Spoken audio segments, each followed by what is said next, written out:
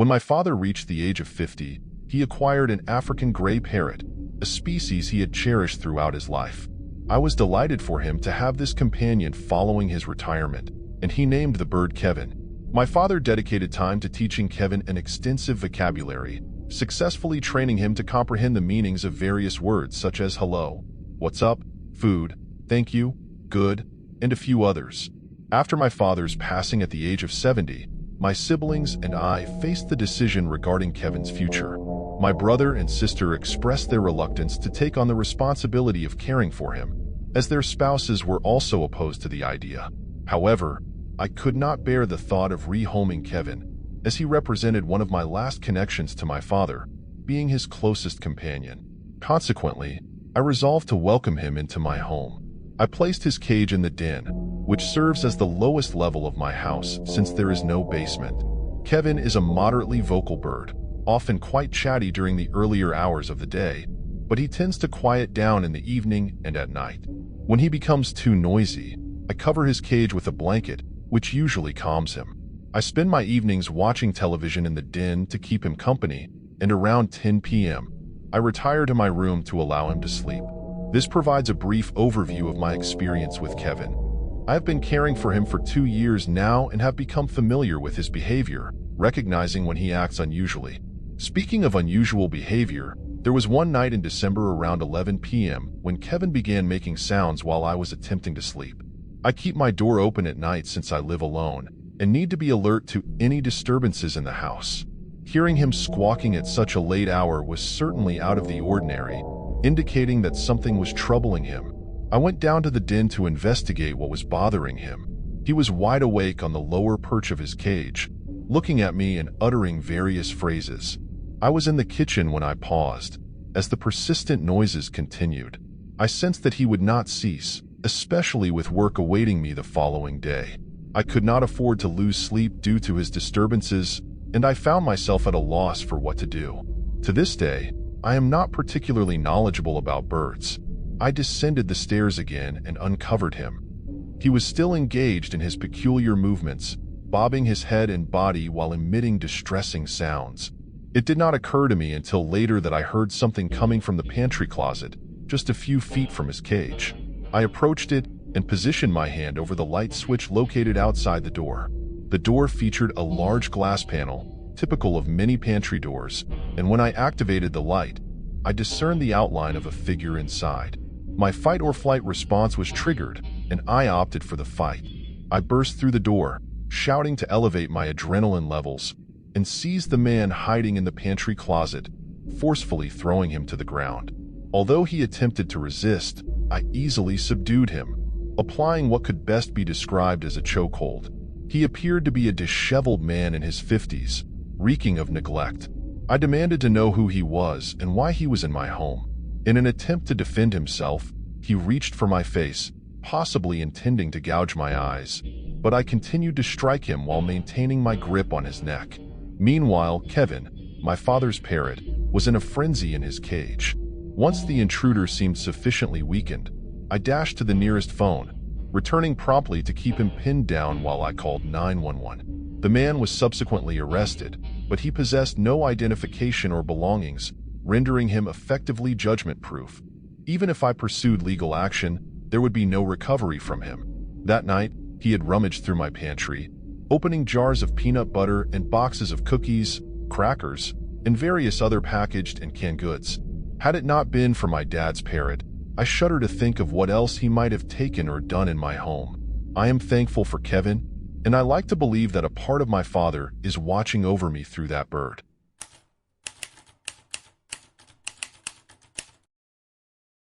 This narrative unfolds during my junior year of high school.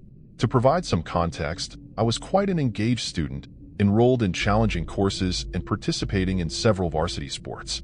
My busy schedule left little time for personal pursuits, a fact for which I was somewhat grateful, as it offered a distraction from the upheaval at home following my parents' recent separation and my older brother's departure for college.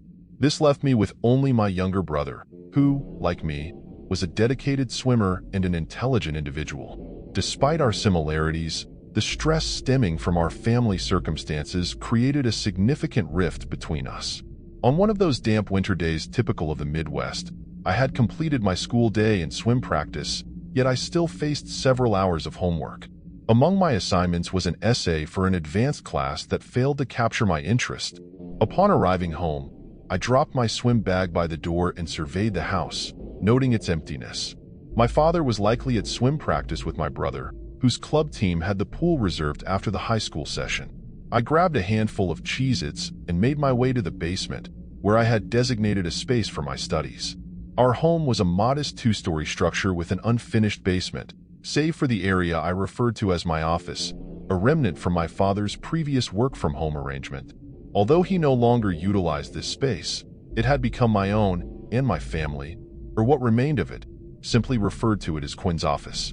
I navigated the concrete floors and the loose carpet remnants until I reached the only finished room in the basement. I switched on the CFL light, and it felt like any other evening following practice.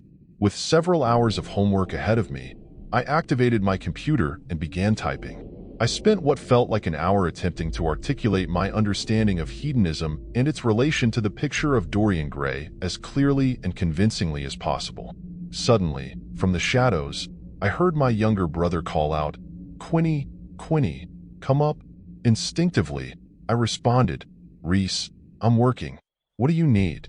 We often shouted across the house as brothers do, but it took me a moment to realize I hadn't heard him return home. After a brief silence, his voice echoed again, "Quinny, Quinny, come up." It felt odd to hear those words resonate across the dark concrete floor. He was supposed to be at swim practice. I called out again, inquiring if he needed anything, but once more, there was no reply. I contemplated restarting my essay, but given the fragile family dynamics, I was reluctant to risk trouble if my brother genuinely required assistance. Ultimately, I decided to investigate for myself. I bounded up the basement stairs in the manner typical of a high school student and called out again, "Reese, what's up? I'm really busy." I searched the main floor for any sign of my brother, but there were no shoes or backpack, indicating he was not home. Additionally, there was no car in the driveway. The only reason my father would be out at this hour would be to pick him up. Satisfied with this conclusion, I turned back toward the stairs when I heard my brother's voice once more, "Quinny, Quinny, come up." This time, every hair on my body stood on end. It simply did not add up. He had to be at practice, and if he truly needed me, he would have come to find me. I reached the base of the second floor stairs and called out again, "Reese, what's going on? Are you okay?" For a moment, there was silence. "Reese, I'm really busy. Can you tell me what's up?" The silence lingered for an extended period as I gazed up the dimly lit staircase. Logically, I had no reason to suspect anyone was present until I heard Reese's voice, this time speaking calmly rather than calling out in his usual sing-song manner. He uttered those same 4 words, "Quinny, Quinny, come up." I muttered a question under my breath, struggling to grasp the situation. I conducted a mental assessment of any plausible scenarios. A break-in, a misidentified voice, or perhaps a prank.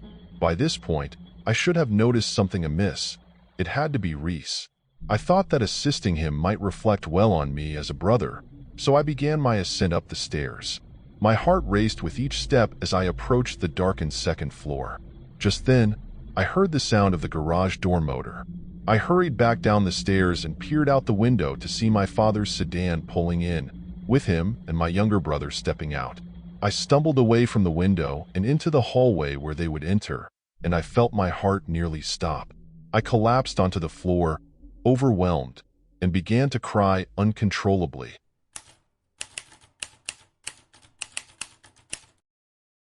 Approximately 15 years ago, during my childhood, I visited an abandoned family resort or bungalow colony in New York with my best friend, Jackson. The location was situated off a main road, accessible via a private dirt path. The property was quite expansive, featuring numerous dilapidated structures, including at least 10 small bungalows, a main hall, several restroom facilities, and an indoor pool house. Additionally, there was an outdoor pool, a shuffleboard area, and a playground for children.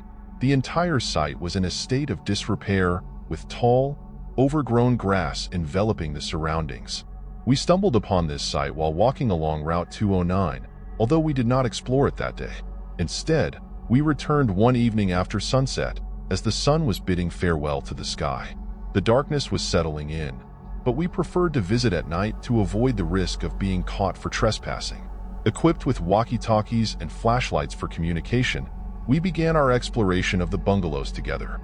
Most of them were similar in design, featuring 1 or 2 beds, a small kitchen, and a bathroom, with some including modest living areas.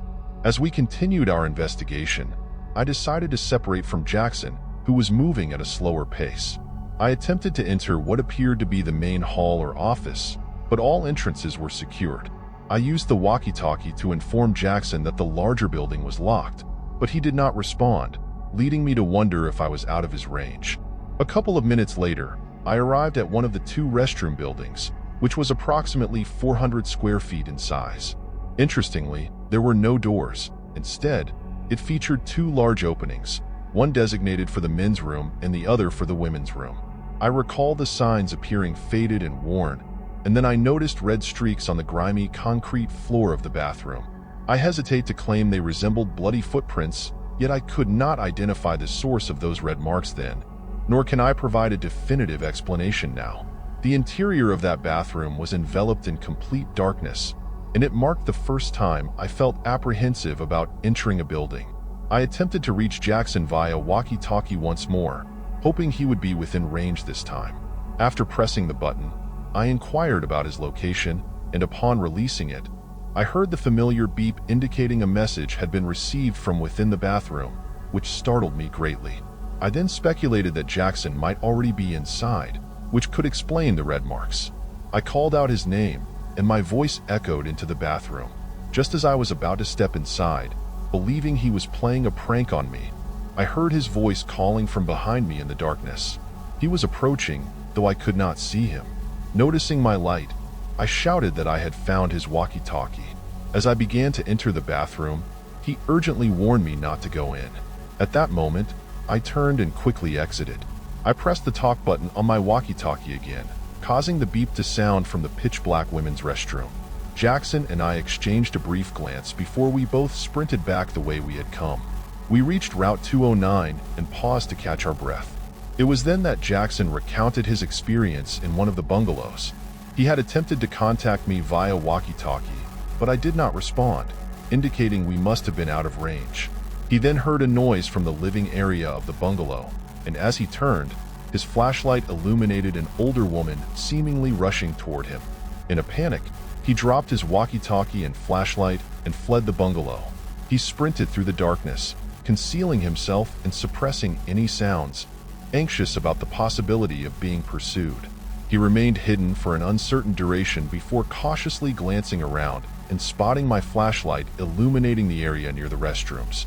The most plausible explanation that came to mind was that a disturbed individual, possibly under the influence of drugs, was either hiding or residing in the abandoned bungalow. For reasons unknown, this person lunged at Jackson and seized his walkie-talkie. What she was doing in the restroom remains a mystery. Perhaps it was related to drug use, or maybe the facilities in the bungalow were inoperable. However, what perplexes me is the presence of what appeared to be a trail of blood in that location. These are my speculations, yet I find myself unable to rationalize everything, which is the most unsettling aspect of the situation. Thanks for joining me on this journey through the strange and unexpected. If you enjoyed the story, hit that like button, share with fellow curious minds, and don't forget to subscribe for more. Until next time, stay curious, stay intrigued,